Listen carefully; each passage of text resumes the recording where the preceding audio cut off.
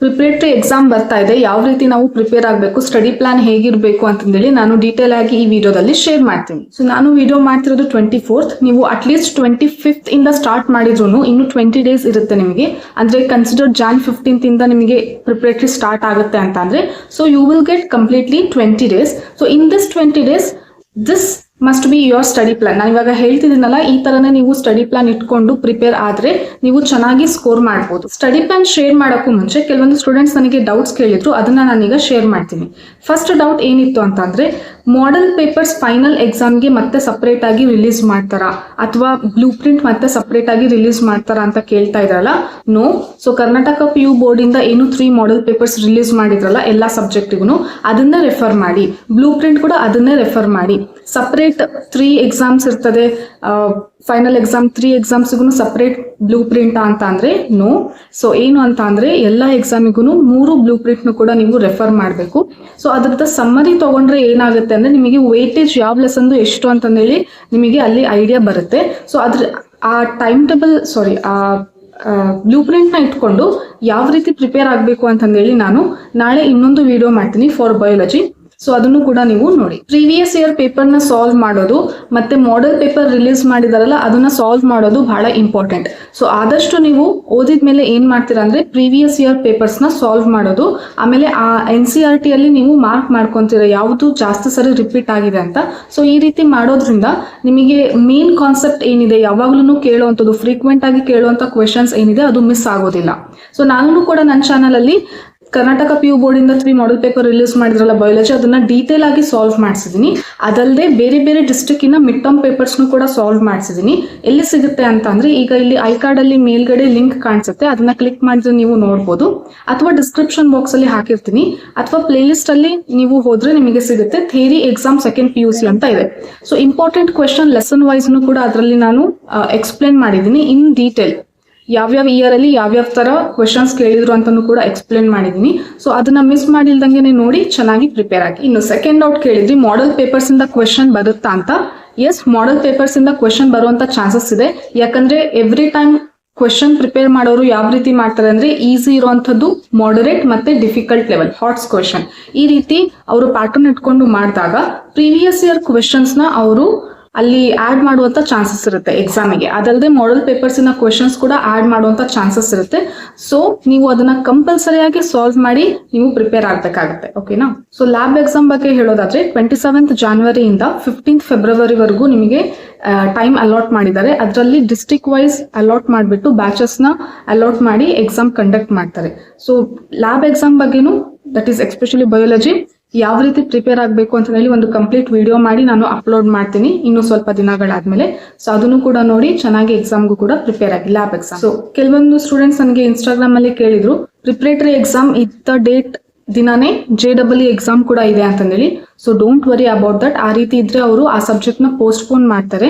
So ನೀವು ಇವಾಗ ಏನ್ ಮಾಡ್ಬೇಕು ಅಂದ್ರೆ, ಪ್ರಾಪರ್ ಆಗಿ ಪ್ರಿಪೇರ್ ಆಗಿ ಕಾಲೇಜ್ಗೆ ಹೋಗಿ ಬಂದ್ಬಿಟ್ಟು ಏನು ಟೈಮ್ ಇಕ್ಕತ್ತಲ್ಲ, ಸೊ ಅದ್ರಲ್ಲೇನೆ ಕೂಡ ನೀವು ಪ್ರಿಪೇರ್ ಆಗ್ಬೋದು. ಜೊತೆಗೆ ಕಾಂಪಿಟೇಟಿವ್ ಎಕ್ಸಾಮ್ಸ್ ಕೂಡ ನೀವು ಪ್ರಿಪೇರ್ ಆಗ್ಬೋದು. ಸೊ ನಾನು ಈಗ ಶೇರ್ ಮಾಡ್ತಿರುವಂತ ಟೈಮ್ ಟೇಬಲ್ ಫ್ಲೆಕ್ಸಿಬಲ್ ಇದೆ. ಕಾಲೇಜಿಂದ ಬಂದ್ಮೇಲೆ ನೀವು 4 hours ಏನು ಕುತ್ಕೊಂಡು ಪ್ರಿಪೇರ್ ಆಗ್ಬೇಕಾಗುತ್ತೆ. ಸೊ ನೋಡೋದಾದ್ರೆ 20 ಡೇಸ್ ಅಂತಂದೇಳಿ ಪ್ಲಾನ್ ಮಾಡ್ಕೊಂಡ್ರೆ ಒಂದೊಂದು ಸಬ್ಜೆಕ್ಟಿಗೆ 3 ಅಥವಾ 4 ಡೇಸ್ ನೀವು ಇಲ್ಲಿ ಕೊಡ್ಬೋದು. ಸಪೋಸ್ ಫಾರ್ ಎಕ್ಸಾಂಪಲ್ ನಾನು ಸೈನ್ಸ್ ಸ್ಟೂಡೆಂಟ್ ಅಂತಂದೇಳಿ ಎಕ್ಸಾಂಪಲ್ ತಗೊಂಡ್ರೆ PCMB ಮತ್ತೆ 2 ಲ್ಯಾಂಗ್ವೇಜ್ ಸಬ್ಜೆಕ್ಟ್ ಇರುತ್ತೆ, ಹೌದಾ? ಸೊ ಟೋಟಲ್ ಆಗಿ 6 ಸಬ್ಜೆಕ್ಟ್ ಇದೆ. ಸೊ ಈ 6 ಸಬ್ಜೆಕ್ಟ್ ಕೂಡ ನಾನು ಈ ರೀತಿ ಡಿವೈಡ್ ಮಾಡಿ ನಿಮಗೆ ಶೇರ್ ಮಾಡ್ತಾ ಇದ್ದೀನಿ ನೋಡಿ.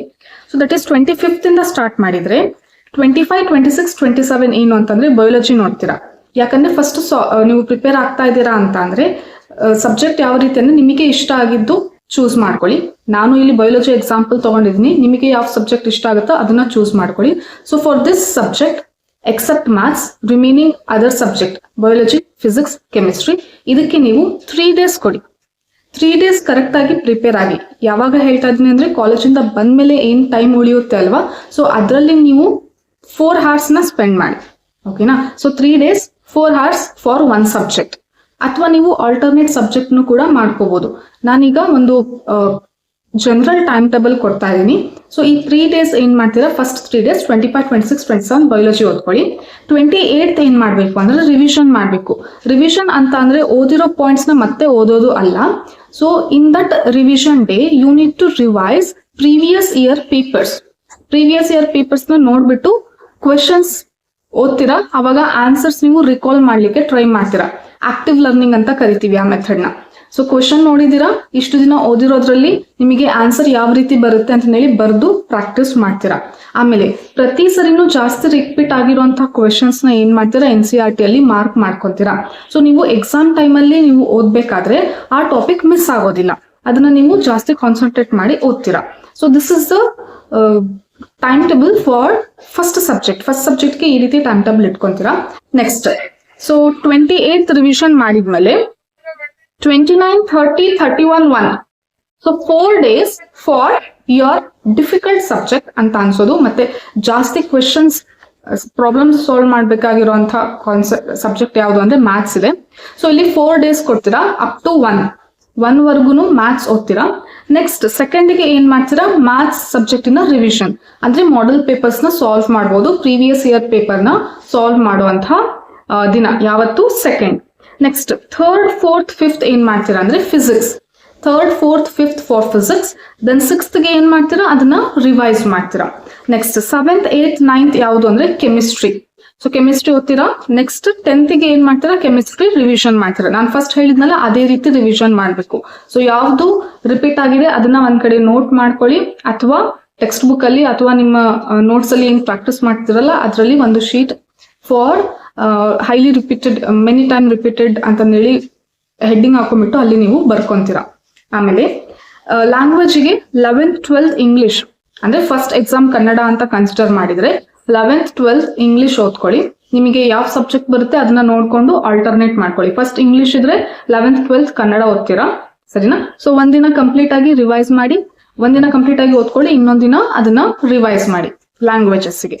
ಮತ್ತೆ 15th ಎಕ್ಸಾಮ್ ಇದೆ ಅಂತಂದ್ರೆ 13th, 14th ಏನ್ ಮಾಡ್ತೀರಾ, ಕನ್ನಡ. ಸೊ 15th ಕನ್ನಡ ಇದೆ ಅಂತಂದ್ರೆ 13th, 14th ಏನ್ ಮಾಡ್ತೀರಾ, ಕನ್ನಡ ಸಬ್ಜೆಕ್ಟ್ ನ ಓದ್ತೀರಾ, ಸರಿನಾ. ಸೊ ಈ ರೀತಿ ನೀವು ಟೈಮ್ ಟೇಬಲ್, ನಾನು ಈ ಟೈಮ್ ಟೇಬಲ್ ನಿಮಗೆ ಟೆಲಿಗ್ರಾಮ್ ಅಲ್ಲಿ, ನನ್ನ ಟೆಲಿಗ್ರಾಮ್ ಚಾನಲ್ ಅಲ್ಲಿ ಶೇರ್ ಮಾಡ್ತೀನಿ, ಅಥವಾ ಈಗ ಇಲ್ಲಿ ಸೈಡ್ಗೆ ಡಿಸ್ಪ್ಲೇ ಕೂಡ ಆಗ್ತಾ ಇದೆ, ಇದನ್ನ ನೀವು ಸ್ಕ್ರೀನ್ ಶಾಟ್ ಕೂಡ ತಗೋಬಹುದು.